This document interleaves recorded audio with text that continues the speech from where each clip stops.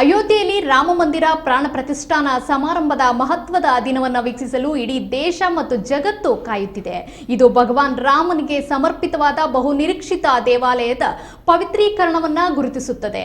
ಜಗತ್ತಿನಾದ್ಯಂತ ಕೋಟಿಗಟ್ಟಲೆ ಜನರು ಈ ಸಂದರ್ಭವನ್ನು ಆಚರಿಸುತ್ತಿದ್ದಾರೆ.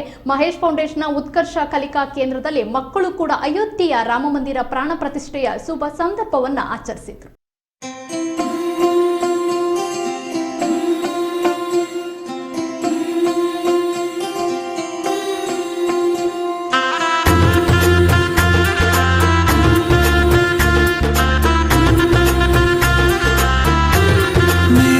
चौखट पे चल के आज चारों धाम आए हैं, बजाओ ढोल स्वागत में मेरे घर राम आए हैं.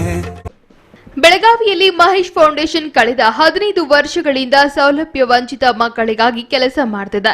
ವಿವಿಧ ಕಾರ್ಯಕ್ರಮಗಳು ಮತ್ತು ಉಪಕ್ರಮಗಳೊಂದಿಗೆ ಸಾವಿರಾರು ಸೌಲಭ್ಯ ವಂಚಿತ ಮಕ್ಕಳನ್ನ ಬೆಂಬಲಿಸುತ್ತಿದೆ.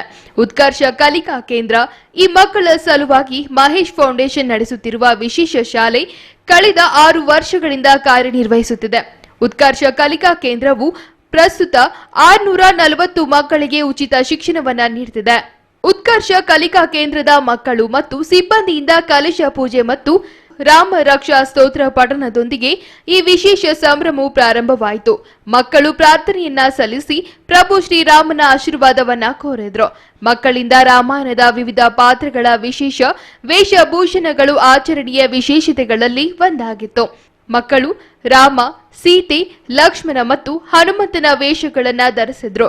ನಂತರ ನಡೆದ ಕನ್ಬರ್ಗಿ ಗ್ರಾಮದಲ್ಲಿ ಉತ್ಸಾಹಭರಿತ ಮೆರವಣಿಗೆ ನಡೆಯಿತು. ಮಕ್ಕಳು ಸಂತೋಷದಿಂದ ಮೆರವಣಿಗೆಯಲ್ಲಿ ಭಾಗವಹಿಸಿದ್ರು. ಕಥಾ ಶಬರಿ ಕಿ ಜೈಸೆ ಜುಡ್ ಗಯಿ ಮೇರಿ ಕಹಾನಿ ಸೆ ನರೋ ಕೋ ಆಜ್ ಧೋನೆ ದೋ ಚರಣ ಆಂಖೋं के पानी से. बहुत खुश हैं मेरे आंसू के प्रभु के काम आए हैं. बजाओ ढोल स्वागत में मेरे घर राम आए हैं. ಮೆರವಣಿಗೆ ಸಾಗುತ್ತಿದ್ದಂತೆ ಮಕ್ಕಳಿಂದ ಜೈ ಶ್ರೀರಾಮ ಘೋಷಣೆಗಳು ಪ್ರತಿನಿಧಿಸಿದವು. ಪ್ರಭು ಶ್ರೀರಾಮನ ಬಗ್ಗೆ ಅವರ ಆಳವಾದ ಬೇರೂರಿರುವ ನಂಬಿಕೆ ಮತ್ತು ಗೌರವವನ್ನ ತೋರಿದ್ರು.